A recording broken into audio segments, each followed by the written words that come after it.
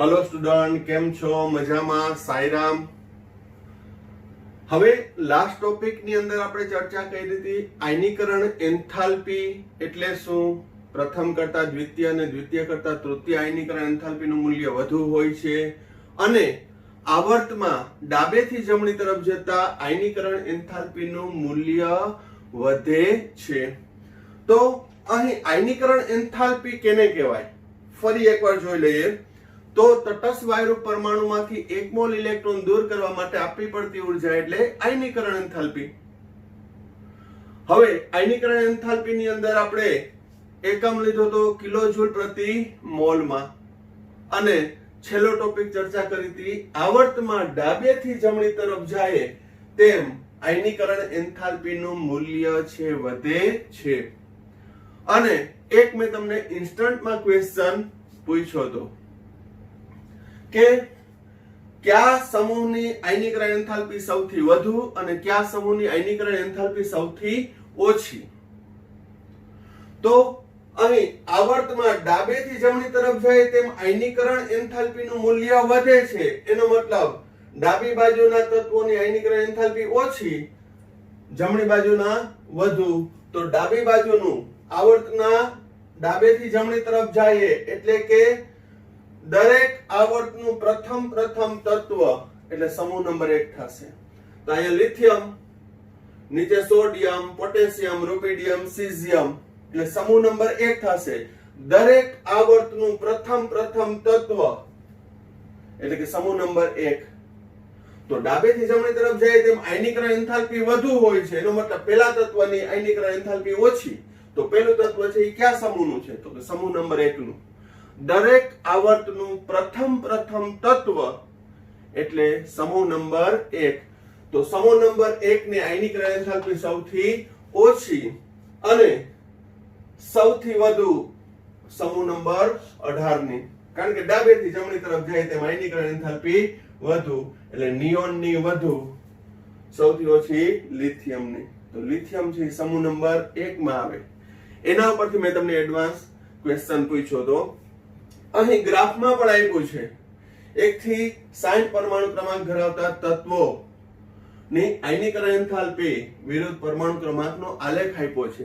તો એમાં જોશો તો સૌથી ઓછી આયનીકરણ enthalpy lithium, sodium, potassium, rubidium, caesium એટલે એ થશે સમૂહ નંબર 1 અને સૌથી વધુ પીક પોઈન્ટ છે એ helium, neon, argon, krypton, xenon, radon એટલે એ સમૂહ નંબર 18 થશે। તો સમૂહ 1 ની આયનીકરણ એન્થાલ્પી સૌથી ઓછી અને સમૂહ 18 ની આયનીકરણ એન્થાલ્પી સૌથી વધુ। આ લોજિકલી એટલા માટે મેં ક્વેશ્ચન પૂછ્યો હતો કે હું 2 થી 3 વાર ડિસ્કશન કર્યું કે ડાબેથી જમણી તરફ જાય આવર્તમાં, ડાબેથી જમણી તરફ એટલે સમૂહ લઉં તો સમૂહ 1 થી 18 તરફ જાય તેમ આયનીકરણ એન્થાલ્પીના મૂલ્ય છે એ વધે છે। તો 1 ની ઓછી 18 ની વધુ એમ પણ કરી શકો અને ઘણા બધા સ્ટુડન્ટે છે એનો જવાબ સાચો આપ્યો તો, જેમ કે વિશ્વા છે, યાત્રી છે, પૂજન છે, દેવ છે, તિથિ છે, ઉન્મિષા છે, નમ્રતાબા છે, જય, આ ઘણા બધા સ્ટુડન્ટે, બેચારાના નામ પણ ભૂલી ગયો હશે, પણ ઘણા બધા વિદ્યાર્થીએ છે એ પરફેક્ટલી અને સાચો આન્સર આપ્યો તો। મિહિર છે, તો એ બધાને ખૂબ અભિનંદન। આવી રીતે પ્રયત્ન કરતા રહેજો। હવે ત્યારબાદ અહીં આપણે બીજા આવર્તમાં પોઈન્ટ ત્યાંથી અટકો તો કે લિથિયમ થી નિયોન તરફ જાય તેમ આયનીકરણ એન્થાલ્પીનું મૂલ્ય છે એ વધે છે, પરંતુ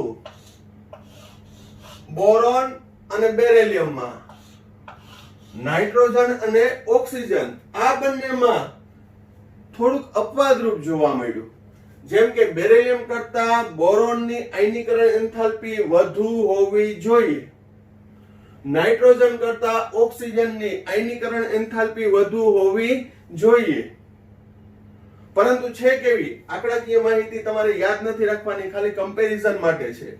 અહીં બેરેલિયમની 899 જ્યારે બોરોનની 801 જ છે. તો આવર્તનીય ગુણધર્મ મુજબ બેરેલિયમ કરતા બોરોનની વધુ હોવી જોઈએ. પણ શા માટે બોરોન કરતા બેરેલિયમની વધુ છે? તો એ 2 માર્કનું કારણનું પ્રશ્ન પૂછાઈ શકે. તો ચાલો જોઈએ કારણ કે બોરોન કરતા બેરેલિયમની આયનીકરણ એન્થાલ્પી વધુ છે. બેરેલિયમની હકીકતમાં ઓછી હોવી જોઈએ અથવા બોરોનની વધુ હોવી જોઈએ. તો અહીંયા બોરોન કરતા બેરેલિયમની વધુ છે. શા માટે? તો એની ખાસ ઇલેક્ટ્રોન સંરચના. બેરેલિયમનો પરમાણુ ક્રમાંક 4, એની ઇલેક્ટ્રોન સંરચના હિલિયમ 2s2. બોરોનની હિલિયમ 2s2 2p1. અહીં આયનીકરણ એટલે એક ઇલેક્ટ્રોન ગુમાવવા માટે આપવી પડતી ઉર્જા. તો બેરેલિયમ માંથી ઇલેક્ટ્રોન ગુમાવશે એ 2s માંથી ગુમાવશે, જ્યારે બોરોન માંથી ઇલેક્ટ્રોન ગુમાવે 2p કક્ષક માંથી ઇલેક્ટ્રોન ગુમાવશે. હવે આપણે બીજા ચેપ્ટરમાં ભણી ગયા કે s કક્ષક ગોળાકાર હોવાથી એ કેન્દ્રથી વધુ નજીક હશે એટલે એની ઉર્જા ઓછી, એનાથી વધુ p ની, એનાથી વધુ d ની, એનાથી વધુ f ની. તો s કક્ષક છે એ કેન્દ્ર સાથે વધુ આકર્ષાયેલી હોવાથી એની ઉર્જા કેવી હશે? સૌથી ઓછી. ઉર્જા ઓછી તો કેન્દ્રથી વધુ આકર્ષાયેલી હોય, અને આથી જ 2s માંથી એક ઇલેક્ટ્રોન દૂર કરવો મુશ્કેલ બને છે. જ્યારે અહીં બોરોન માંથી એક ઇલેક્ટ્રોન દૂર 2p કક્ષકમાંથી થાય છે. s કરતા p કક્ષકનું કેન્દ્ર તરફનું આકર્ષણ ઓછું હશે, કારણ કે જેમ આકર્ષણ વધુ એમ ઉર્જા ઓછી. s કક્ષકની ઉર્જા સૌથી ઓછી, એનાથી વધુ p ની, એનાથી વધુ d ની, એનાથી વધુ f ની. તો અહીં p કક્ષકમાંથી ઇલેક્ટ્રોન દૂર થાય છે. તો બોરોનના p કક્ષકમાંથી ઇલેક્ટ્રોન સરળતાથી દૂર થાય એઝ કમ્પેર ટુ બેરેલિયમ. અહીંયા સાપેક્ષ જ લાગુ પાડે કે બેરેલિયમ કરતા બોરોનમાં આયનીકરણ એન્થાલ્પી ઓછી છે. વધુમાં એમ પણ કહી શકો 2p1 એ 2p0 ની નજીક છે. 2p0 2p3 2p6 હોય, કાં તો સંપૂર્ણ ખાલી હોય, અથવા અર્ધપૂર્ણ ભરાયેલી હોય, અથવા તો પૂર્ણ ભરાયેલી હોય, તો તેવી કક્ષકોની સ્થિરતા વધુ હોય છે. આથી જ શું થશે? તો કે 2p0 થવા માટે એક ઇલેક્ટ્રોન સરળતાથી ગુમાવી દેશે. તો અહીંયા 2 કારણ. બેરેલિયમમાં 2s માંથી જાય છે, બોરોનમાં 2p માંથી જાય છે. s કક્ષક કેન્દ્ર તરફ વધુ આકર્ષાયેલી હોવાથી તેમાંથી ઇલેક્ટ્રોન મુક્ત કરવા વધુ ઉર્જાની જરૂર પડે, જ્યારે p કક્ષક ઓછી આકર્ષાયેલી હોવાથી એમાં ઇલેક્ટ્રોન મુક્ત કરવા આપવી પડતી ઉર્જા ઓછી છે. વધુમાં અહીં 2p1 p કક્ષકમાં એક જ ઇલેક્ટ્રોન છે, જો એ ગુમાવી દે તો 2p0 ઇલેક્ટ્રોન રચના જે સૌથી વધુ સ્થિરતા પ્રાપ્ત કરે.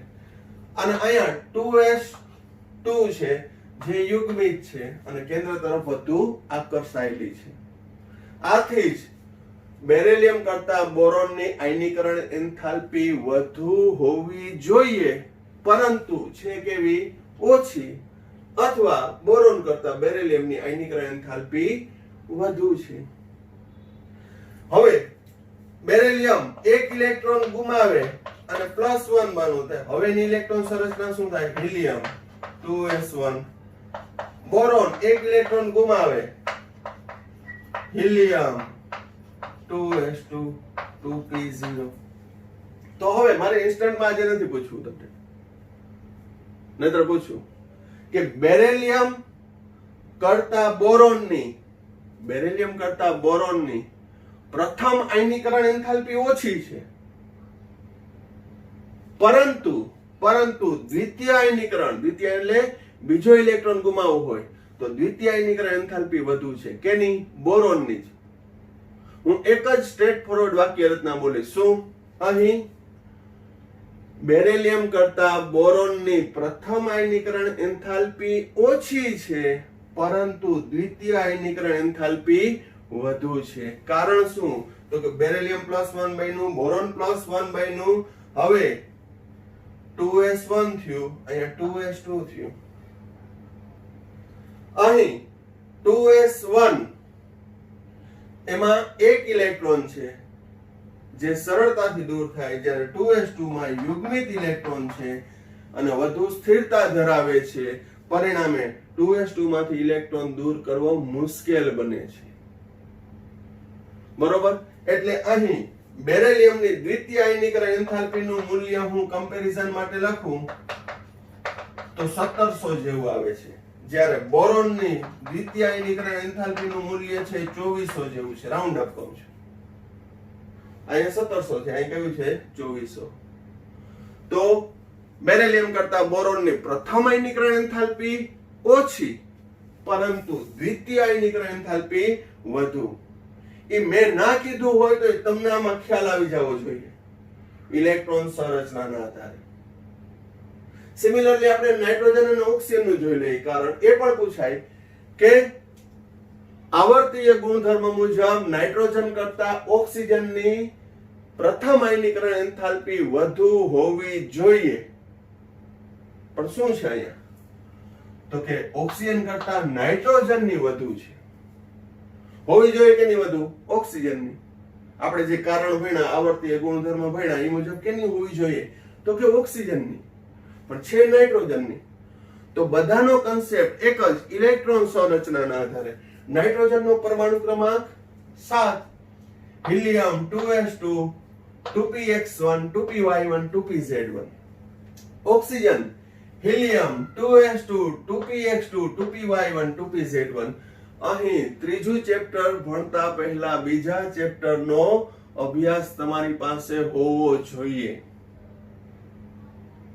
બરોબર? આના પહેલા પણ મેં તમને કીધું હતું કે બીજું ચેપ્ટર છે તમારી પાસે કોન્ક્રીટલી, અને એ ખાસ કરીને ઇલેક્ટ્રોન સંરચના એ કમ્પ્લીટ હોવી જોઈએ.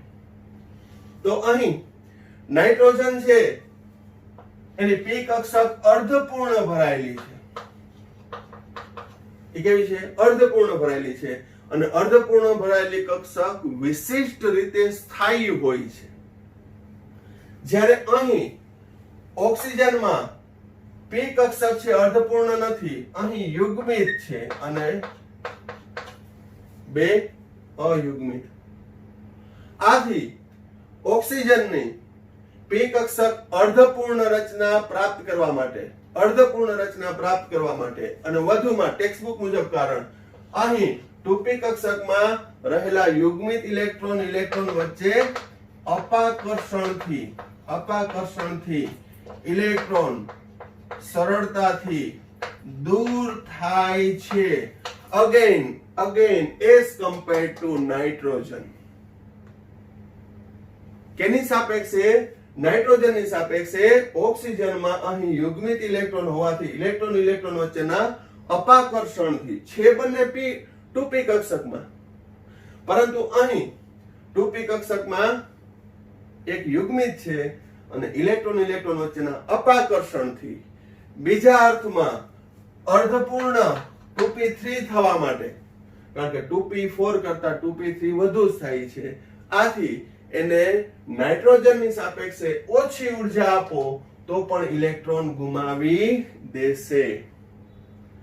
નાઇટ્રોજન કરતા ઓક્સિજનને ઓછી ઉર્જા આપવી તો પડે જ, ઇલેક્ટ્રોન ગુમાવવા માટે ઉર્જા આપવી પડે, પણ હું અહીં સાપેક્ષ કહું છું. નાઇટ્રોજન કરતા ઓક્સિજનની આયનીકરણ એન્થાલ્પી ઓછી છે, કારણ કે નાઇટ્રોજનમાં તો સાવ શોર્ટમાં કહું તો અર્ધપૂર્ણ ભરાયેલી કક્ષક છે જે વિશિષ્ટ રીતે સ્થાયી છે, એટલે એને એમાંથી એક ઇલેક્ટ્રોન દૂર કરવો એટલે કે આયનીકરણ ઉર્જા, એક ઇલેક્ટ્રોન દૂર કરવા માટે આપવી પડતી ઉર્જાનું મૂલ્ય વધુ હશે, આયનીકરણ ઉર્જાનું મૂલ્ય વધુ.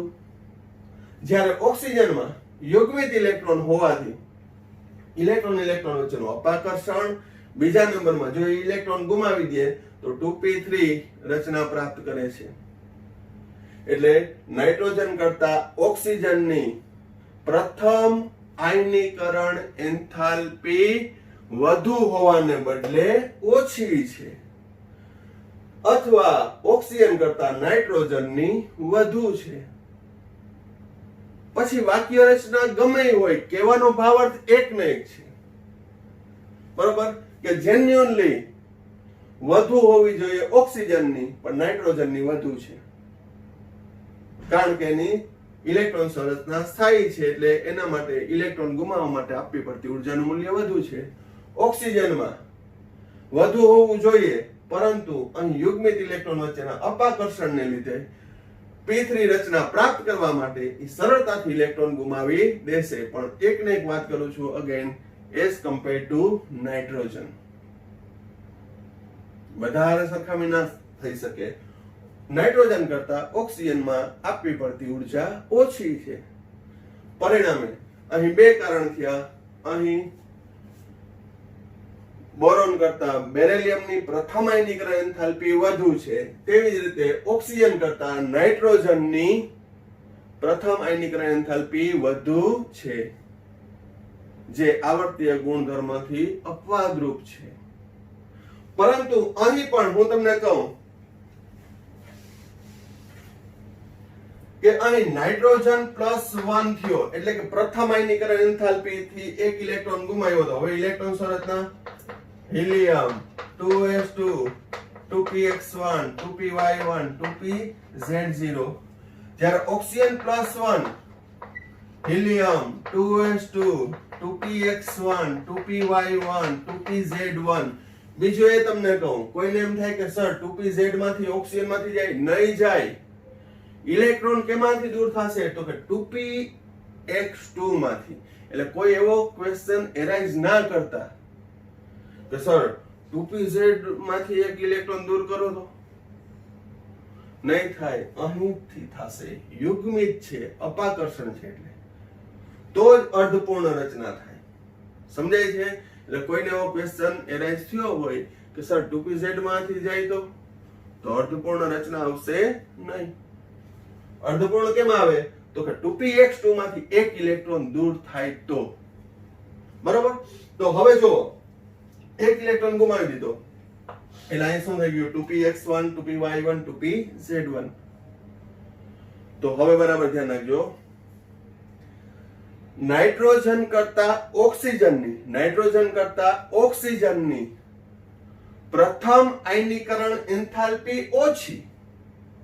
નાઇટ્રોજન કરતા ઓક્સિજનની પ્રથમ આયનીકરણ એન્થાલ્પી ઓછી, પરંતુ દ્વિતીય આયનીકરણ enthalpy ΔIH2 of oxygen is greater than ΔIH2 of nitrogen. અર્થઘટન શું?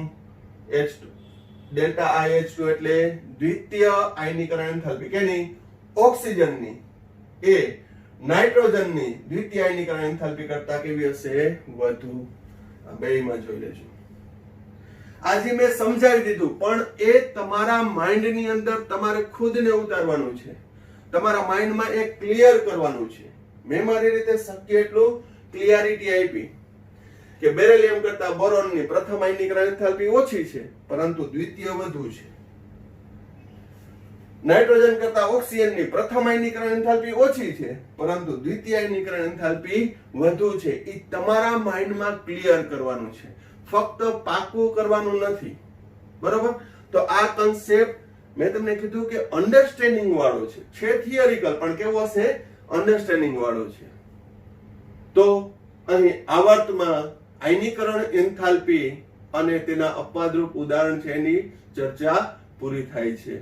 પરંતુ જ્યાં જ્યાં આપણે આવર્ત કોષ્ટકના ટોપિક ભણશું, એસ વિભાગના તત્વો સવિસ્તાર ભણશું 10મા ચેપ્ટરમાં, પી વિભાગના તત્વો 11મા ચેપ્ટરમાં ભણશું, અડધા 12મા ચેપ્ટરમાં 12મા ધોરણમાં ભણશું, ડી અને એફ વિભાગના તત્વો ભણશું. એ બધામાં આ બધી ટર્મ્સ કામ આવશે. બરાબર? તો વ્યવસ્થિત રીતે જોઈ લ્યો. હવે આવર્તમાં આપણે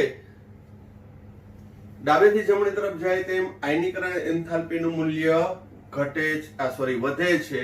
એમાં અપવાદરૂપ આપણે જોયું. બીજા આવર્તમાં કયા તત્વો?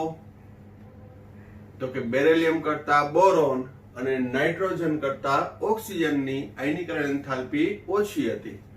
હવે એક તમને ઇન્સ્ટન્ટમાં ક્વેશ્ચન આપી દઉં છું કે આવર્ત 3 માં કયા તત્વમાં આયનીકરણ એન્થાલ્પીના મૂલ્ય અપવાદરૂપ જોવા મળશે? ફરીથી ક્વેશ્ચન શું? આવર્ત 3 માં કયા તત્વમાં આયનીકરણ એન્થાલ્પીના મૂલ્ય છે એ અપવાદરૂપ જોવા મળશે? આ તમારે મને જવાબ આપવાનો છે કોમેન્ટ બોક્સમાં અથવા તો પર્સનલ મેસેજ કરીને પણ કરી શકો છો. હવે સમૂહમાં આયનીકરણ એન્થાલ્પીનો ગુણધર્મ જોઈએ. સમૂહમાં ઉપરથી નીચે તરફ જતા આયનીકરણ એન્થાલ્પી ઘટે છે. શા માટેનું કારણ જોઈએ તો કે કોઈ પણ સમૂહમાં ઉપરથી નીચે તરફ જાય તેમ પરમાણુ ક્રમાંક વધે છે. 8, 18, 18, 32 ના ક્રમમાં વધે છે. તો કેન્દ્રીય ધન વીજભાર વધે પણ સાથે સાથે બાહ્યતમ કક્ષાનો મુખ્ય ક્વોન્ટમાંક પણ વધે છે. એટલે કે કક્ષા ક્રમાંક વધે છે. આથી ઇલેક્ટ્રોનનું કેન્દ્રથી અંતર વધશે. કેન્દ્રથી અંતર વધશે. અહીં મેં ડ્રોઈંગ પણ એ જ રીતે કર્યું કે તમને ખ્યાલ આવે કે કેન્દ્રીય વીજભાર વધવાની સાથે અંતર પણ વધે છે.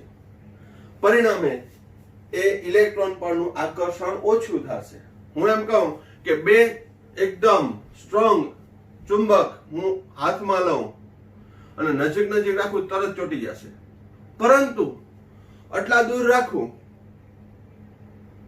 તો ગમે એવા પાવરફુલ હશે એ આકર્ષી શકશે નહીં, કારણ કે એની ચુંબકીય બળ રેખાઓ એકબીજાથી દૂર થઈ ગઈ છે, તો એ આકર્ષી શકે નહીં. એટલે ભલે સ્ટ્રોંગ હોય, કેન્દ્રીય ધન વીજભાર વધુ હોય, પણ સામે અંતર ઓછું હોવું જોઈએ તો એ ક્વિકલી આકર્ષી શકે. તો અહીં કેન્દ્રીય ધન વીજભાર વધવાની સાથે અંતર પણ વધે છે. વધુમાં મેં તમને કીધું હતું કે જેમ સમૂહમાં ઉપરથી નીચે તરફ જાય તેમ યુગ્મિત ઇલેક્ટ્રોનની સંખ્યા વધે. અને ઈ યુગ્મિત ઇલેક્ટ્રોન કઈ અસર ઉદ્ભવ કરે છે તો કે સ્ક્રીનિંગ અસર, શિલ્ડિંગ અસર, પડદા અસર. તો સમૂહમાં ઉપરથી નીચે તરફ જાય તેમ સ્ક્રીનિંગ અસર પણ વધે છે. આથી બાહ્યતમ કક્ષામાં રહેલા ઇલેક્ટ્રોન પરનું આકર્ષણ ઘટાડે છે. પરિણામે આકર્ષણ ઘટાડે એટલે એ ઇલેક્ટ્રોનને દૂર કરવા માટે આપવી પડતી ઉર્જાનું મૂલ્ય ઓછું, અને આપવી પડતી ઉર્જાનું મૂલ્ય ઓછું એટલે આયનીકરણ એન્થાલ્પી ઓછી. તો અહીં તમે જોઈ શકો લિથિયમની 520 કિલો જૂલ પ્રતિ મોલ છે, જ્યારે સોડિયમની 496, 419, 403 અને 374. ઉપરથી નીચે તરફ જાય તેમ આયનીકરણ એન્થાલ્પીનું મૂલ્ય છે એ ઘટે છે. સમૂહ નંબર 1 નું એક્ઝામ્પલ આપ્યું. આમાં પણ અન્ય સમૂહની અંદર આપણે જોશું તો અપવાદરૂપ આવશે. જેમ કે હું પી વિભાગનું 13મો સમૂહ ભણાવીશ તો ત્યારે એમાં ફ્લક્ચ્યુએશન બહુ આવશે કે કેન્દ્રીય વીજભાર વધુ હોય, સ્ક્રીનિંગ અસર ઘટી જાય, એવું બધું આવશે. પરંતુ અહીં સમૂહ નંબર 1 અને સમૂહ નંબર 2 ની અંદર કઈ અપવાદરૂપ આવતું નથી. પણ અત્યારે જનરલી ઇન કોમન જનરલી આપણે શું કહી શકશું કે સમૂહમાં ઉપરથી નીચે તરફ જાય તેમ આયનીકરણ એન્થાલ્પી ઘટે છે, જ્યારે આવર્તમાં ડાબેથી જમણી તરફ જાય તેમ આયનીકરણ એન્થાલ્પીનું મૂલ્ય વધે છે. બરોબર? અને એક્સેપ્શનલ ઓલવેઝ ધેર. અપવાદ ગમે ત્યાં હોય. આપણે બીજા આવર્તમાં જોયું કે બેરિલિયમ બોરોન અને નાઇટ્રોજન ઓક્સિજનમાં અપવાદરૂપ આવ્યું. આવર્ત 3 માં એ તમારે મને કહેવાનું છે કે કેમાં અપવાદરૂપ આવે છે. એવી રીતે સમૂહ 1 અને 2 માં અપવાદરૂપ નહીં આવે, પણ 13મા સમૂહમાં ભણાવીશ, 14મા સમૂહમાં ભણાવીશ, એમાં થોડું અપવાદરૂપ આવશે. પણ અત્યારે તમારે કોમન આવર્તનીય ગુણધર્મો શીખવાના છે કે આવર્તમાં ડાબેથી જમણી તરફ જતા આયનીકરણ એન્થાલ્પી વધશે, સમૂહમાં ઉપરથી નીચે તરફ જાય તેમ આયનીકરણ એન્થાલ્પીનું મૂલ્ય ઘટશે. અહીં ગ્રાફિકલી પણ મેં તમને કીધું છે કે અહીં ડેલ્ટા H વિરુદ્ધ Z ઈ કેવો છે? સમૂહમાં ડેલ્ટા H વિરુદ્ધ Z નો આલેખ કેવો આવશે? આ રીતનો. તો અહીંયા ના આપ્યું હોય તો આ શું છે? સમૂહમાં આયનીકરણ એન્થાલ્પી વિરુદ્ધ પરમાણુ ક્રમાંકનો આલેખ છે. એમાં પણ જોશો lithium, sodium, potassium, rubidium, caesium તરફ જતા આયનીકરણ એન્થાલ્પીનું મૂલ્ય ઘટે છે. બરોબર? હવે આયનીકરણ એન્થાલ્પીની ચર્ચા પૂરી કરી. હવે નેક્સ્ટ ભૌતિક આવર્તીય વલણ. પરમાણુ ત્રિજ્યા ભણ્યા, આયોનિક ત્રિજ્યા ભણ્યા, આયનીકરણ એન્થાલ્પી ભણ્યા. હવે ચોથું આવર્તીય વલણ ઇલેક્ટ્રોન પ્રાપ્તિ એન્થાલ્પી અથવા ઇલેક્ટ્રોન બંધુતા. Delta EGH. Delta EGH, EG એટલે ઇલેક્ટ્રોન ગેઇનિંગ, ઇલેક્ટ્રોન ગેઇનિંગ અને H એટલે એન્થાલ્પીની સંજ્ઞા. તો ઇલેક્ટ્રોન પ્રાપ્તિ એન્થાલ્પી, ઇલેક્ટ્રોન મેળવે ત્યારે ઉર્જામાં થતો ફેરફાર, એનો સાદો અર્થ થાય અને શોર્ટમાં લખાય EG. ડેલ્ટા EGH એટલે ઇલેક્ટ્રોન ગેઇનિંગ એન્થાલ્પી, ઇલેક્ટ્રોન પ્રાપ્ત થાય ત્યારે ઉર્જામાં થતો ફેરફાર. આયનીકરણ એન્થાલ્પીની સંજ્ઞા આપી હતી આપણે ડેલ્ટા IH, આયોનાઇઝેશન એન્થાલ્પી. આવશે ઇલેક્ટ્રોન ગેઇનિંગ, ગેઇન એટલે મેળવવું. તો હવે પેલા વ્યાખ્યા જોઈએ. વાયુરૂપ તટસ્થ પરમાણુમાં એક ઇલેક્ટ્રોન દાખલ થઈ અને ઋણાયન બને છે. એક ઇલેક્ટ્રોન દાખલ થાય તો ઋણાયન બને ત્યારે ઉર્જામાં થતા ફેરફારને જે તે તત્વની ઇલેક્ટ્રોન પ્રાપ્તિ એન્થાલ્પી કહે છે. ઇલેક્ટ્રોન પ્રાપ્તિ એન્થાલ્પી એટલે શું? તટસ્થ વાયુરૂપ પરમાણુ એક ઇલેક્ટ્રોન મેળવીને ઋણાયન બને ત્યારે શબ્દ વાપરો છે ઉર્જામાં થતો ફેરફાર. હવે જો મેં આયનીકરણ એન્થાલ્પી ભણાવી દીધી હોય ને તો એમાં મેં શું ભણાવ્યું હતું કે એક ઇલેક્ટ્રોન દૂર કરવા માટે આપવી પડતી ઉર્જા. તો ઇલેક્ટ્રોન દૂર થાય તો ઉર્જા આપવી પડે.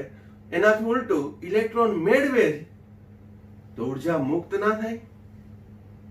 વાતે સાચી કે ગુમાવે તો ઉર્જા આપવી પડે, ઇલેક્ટ્રોન મેળવે તો ઉર્જા મુક્ત થાય.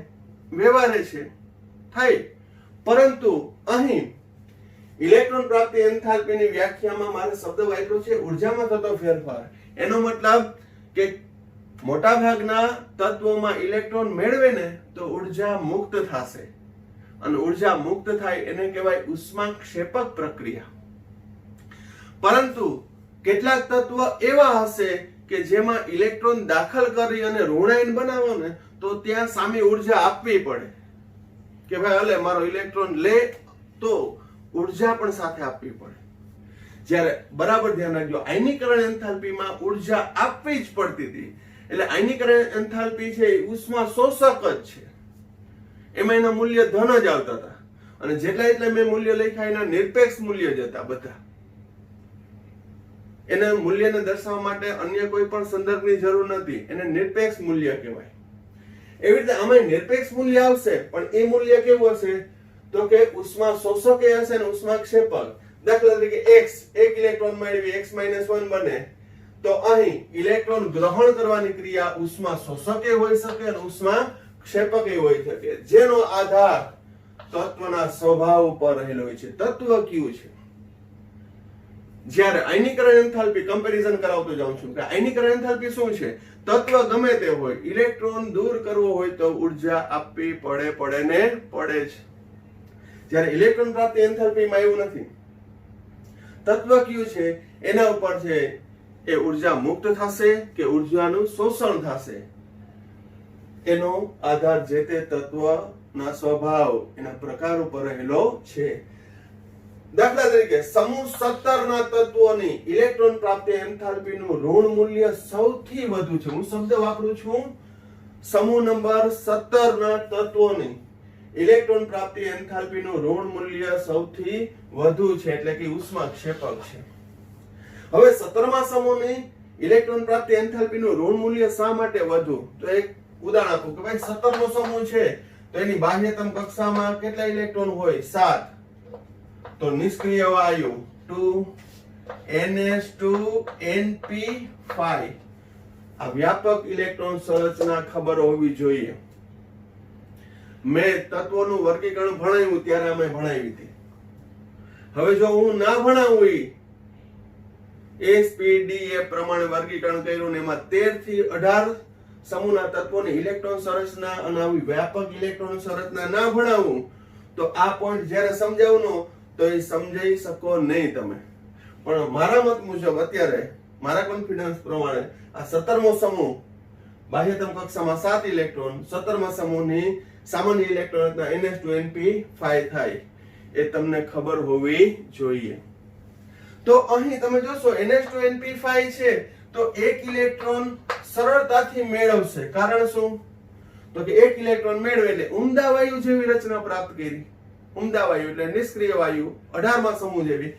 તો અહીંયા X-1 નિષ્ક્રિય વાયુ NH2NP6, તો ત્યાં સરળતાથી ઇલેક્ટ્રોન મેળવી લેશે અને જેટલો સરળતાથી ઇલેક્ટ્રોન મેળવી લે એટલી વધુ ઉર્જા મુક્ત થાય.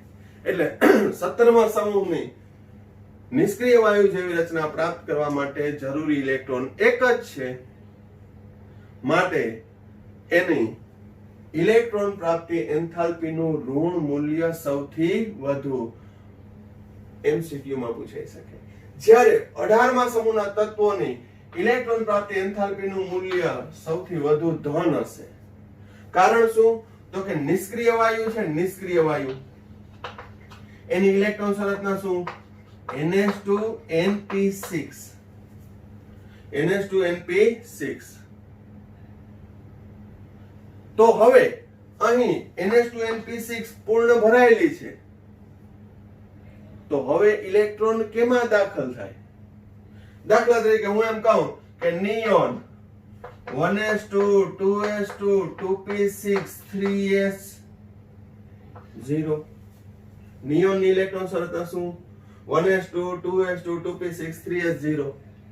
તો હવે ઇલેક્ટ્રોન દાખલ કરવો તો કેમાં કરવો? તો કે ઊંચા ઉર્જા સ્તર ધરાવતી 3s કક્ષકમાં એક ઇલેક્ટ્રોન દાખલ કરવો. કારણ કે અહીંયા તો પૂર્ણ ભરાયેલી છે. વ્યાપક રીતે કહું તો NH2NP6 N+1s કેમાં ઇલેક્ટ્રોન દાખલ થશે? ઊંચા ઉર્જા સ્તર ધરાવતી કક્ષકમાં ઇલેક્ટ્રોન દાખલ કરવો છે. તો ઊંચા ઉર્જા સ્તર ધરાવતી કક્ષકમાં ઇલેક્ટ્રોન દાખલ કરવો હોય તો ત્યાં ઉર્જા આપવી પડે. આ નાની નાની બાબત આ પોઈન્ટમાં ખાસ એકાગ્રતા પૂર્વક ધ્યાન રાખજો. દરેક વસ્તુ આપણે એકદમ ટુ ધી પોઈન્ટ, અને ભલે બે વાર મારે પોઈન્ટ રિપીટ કરવા પડે પણ એ આપણે કરશું. તો ફરીથી આપણે જોઈએ પેલા વ્યાખ્યા. વાયુરૂપ તટસ્થ પરમાણુમાં એક ઇલેક્ટ્રોન દાખલ થઈને ઋણ આયન બને ત્યારે ઉર્જામાં થતો ફેરફાર. તો હવે શા માટે ઉર્જામાં થતો ફેરફાર એ શબ્દ મેં વાપર્યો, અહીંયા તમને ક્લિયર થઈ જવો જોઈએ. દાખલા તરીકે X તત્વ છે, ઇલેક્ટ્રોન મેળવી X-1 બને.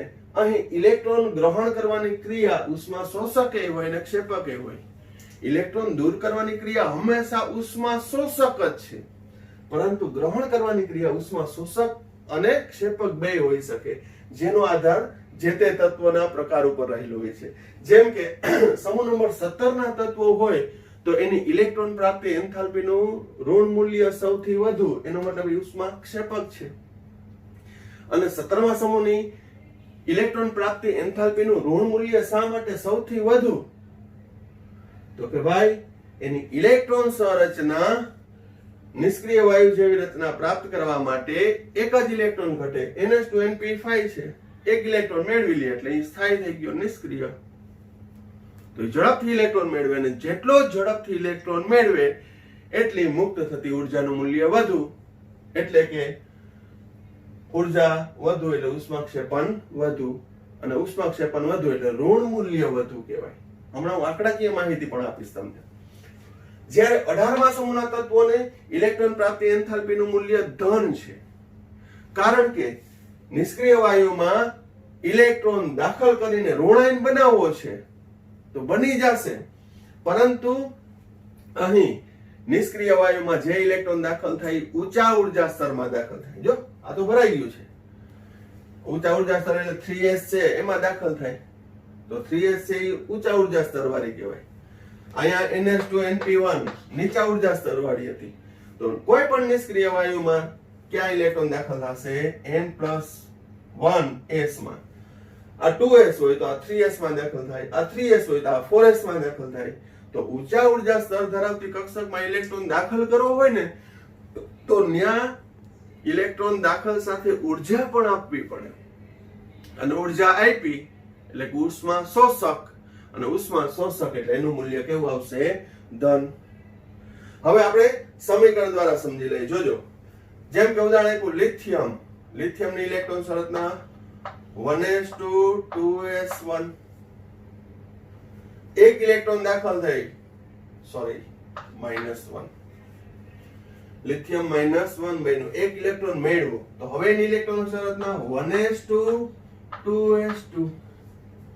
તો ત્યાં +60. હવે જો આ પ્રક્રિયક બાજુ કહેવાય, આ નિપજ બાજુ કહેવાય. આ નિપજ બાજુ દાખલ થયું હોય, નિપજ બાજુ છે ઊર્જાનું મૂલ્ય લખ્યું એટલે ઉષ્મા ક્ષેપક કહેવાય. પ્રક્રિયક બાજુ લખ્યું હોય તો શોષક કહેવાય. જો આયનિક એન્થાલ્પીમાં હું શું કરતો હતો, જે મૂલ્ય લખતો હતો, લિથિયમ માટે 520 લખ્યું, સોડિયમ માટે 496 લખ્યું, ઈ પ્રક્રિયક બાજુ લખતો હતો. તો આનો મતલબ શું? લિથિયમ એક ઇલેક્ટ્રોન મેળવી લિથિયમ -1 બને અને 60 કિલો ઊર્જા મુક્ત કરે. એટલે અથવાનું સમીકરણ લખું છું. જોજો, લિથિયમ એક ઇલેક્ટ્રોન gives લિથિયમ -1 આવી સંજ્ઞા અને ડેલ્ટા EgH -60 કિલો જૂલ. પ્રક્રિયક બાજુ હોત તો પ્લસ લખત. આ સંજ્ઞા બરાબર ધ્યાન રાખજો. લિથિયમ માંથી લિથિયમ ઋણાયન બન્યો તો કેટલી ઊર્જા મુક્ત કરી? 60 કિલો જૂલ. આ નિરપેક્ષ અને ચોક્કસ મૂલ્ય છે. તો અહીંયા હું લખ્યું delta EgH of lithium -60 kilo joule. Minus દર્શાવે છે ઉષ્મા ક્ષેપક, ઊર્જા મુક્ત કરી. બીજું ઉદાહરણ ફ્લોરિન. 1s2 2s2 2p5 એક ઇલેક્ટ્રોન મેળવી, 1s2 2s2 2p6 કેટલી ઊર્જા મુક્ત કરી? 328. તો 328 મુક્ત કરી તો હું આને આ રીતે લખી શકું. અથવાનું ફ્લોરિન એક electron fluoride -1 delta EgH -328 kilo joule. આખા સમીકરણમાં લખું તો +328 મેં પ્રક્રિયક બાજુ લખ્યું. બરાબર ધ્યાન રાખજો. કઈ બાજુ? કઈ બાજુ લખ્યું? નિપજ બાજુ લખ્યું છે. અથવા ફ્લોરિન એક ઇલેક્ટ્રોન મેળવી ફ્લોરાઇડ -1 બને ત્યારે ડેલ્ટા EgH નું મૂલ્ય કેવું? -328 કિલો જૂલ. કેવું બન્યું? -328 કિલો જૂલ. એટલે બે રીતે લખી શકાય. હજી એક એક્ઝામ્પલ લઈ લઈએ. અહીં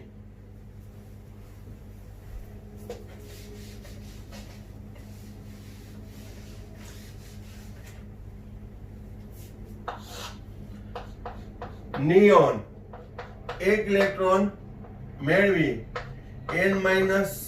Ni -1 બને. ઇલેક્ટ્રોન રચના 1s2 2s2 2p6. તો અહીં ઊંચા ઉર્જા સ્તરમાં જશે 3s0 માં જશે. 2p6 ભરાઈ ગઈ પછી કઈ આવે? 3s. તો હવે અહીંયા 1s2 2s2 2p6 3s1.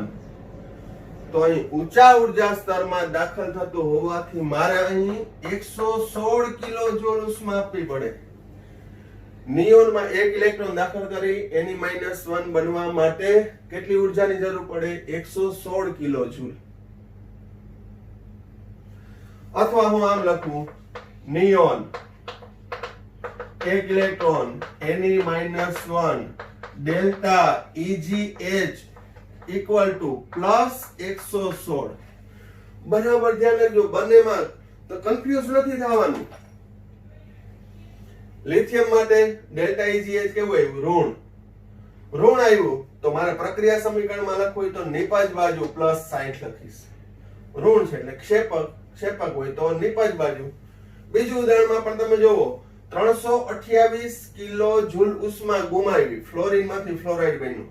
તો ડેલ્ટા EgH ઇલેક્ટ્રોન પ્રાપ્તિ એન્થાલ્પી નું મૂલ્ય કેટલું આવ્યું? -328. પરંતુ નિયોન માંથી Ni -1 બન્યું તો નિયમે કઈ બાજુ લખ્યું ઊર્જાનું મૂલ્ય? આ પ્રક્રિયક બાજુ. પ્રક્રિયક બાજુ એટલે શોષક હોય તો ડેલ્ટા EgH કેવું આવશે? +116. કેટલું આવશે? +116. તો અહીં નિયોનમાં ઊંચા ઉર્જા સ્તરમાં દાખલ થતી હોવાથી ઇલેક્ટ્રોન પ્રાપ્તિ એન્થાલ્પીનું મૂલ્ય ધન આવે. એટલે જ તટસ્થ પરમાણુમાંથી ઇલેક્ટ્રોન મેળવી ઋણ આયન બને ત્યારે ઉર્જામાં થતો ફેરફારના મૂલ્યને ઈ ફેરફાર ધનય હોય અને ઋણય હોય. જેમ કે લિથિયમ અને ફ્લોરિન નું એક્ઝામ્પલ લીધું તો એનું મૂલ્ય ઋણ છે, જ્યારે નિયોન નું ઉદાહરણ લીધું તો એનું મૂલ્ય ધન છે. બરાબર. તો હવે અહીં ઇલેક્ટ્રોન પ્રાપ્તિ એન્થાલ્પીનો પોઈન્ટ તમને ક્લિયર થઈ જવો જોઈએ. પછી એની અંદર આપણે આવર્તમાં શું ફેરફાર થાય છે, સમૂહમાં શું ફેરફાર થાય છે, એની ચર્ચા આપણે નેક્સ્ટ વિડીયોમાં કરવાના છીએ.